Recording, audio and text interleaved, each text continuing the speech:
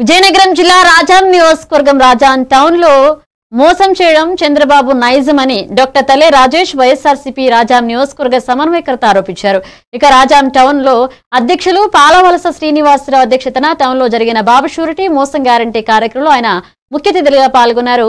మాజీ parliament PSC సభ్యులు Bellana Chandrashekar Rao, MLC Palavalasa Vikrant బాబు, మాజీ ఎమ్మెల్యే తలే భద్రయ్య, రాజాం నియోజకవర్గ సమన్వయకర్త తలే రాజేష్ తదితరులు పాల్గొన్నారు.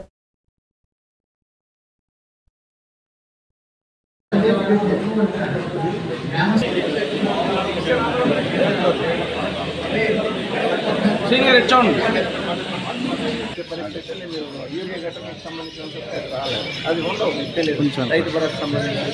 ఆ తర్వాత మీకు 50 సంవత్సరాలు ఇంట్లో ఎవరున్నారు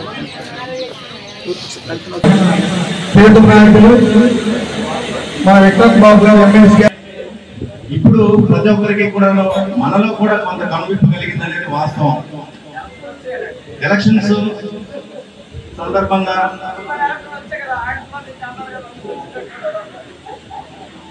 అయితే 2019 ఎలక్షన్ 2024కి జరిగింది ఏంటి అనేది క్లుప్తంగా చెప్పాలని అంటే మీకు ఒక సినిమా టైటిల్తో చెప్పాలి. ఛత్రపతి సినిమా అయితే జగన్ గారు, ఎందుకంటే ఒట్టేసి ఒక మాట ఒట్టేయకుండా ఒక మాట చెప్పలేదు. అయితే ఈ 2024లో చంద్రబాబు నాయుడు గారు చేసింది ఏంటంటే ముగ్గురు మోసగాళ్ళు.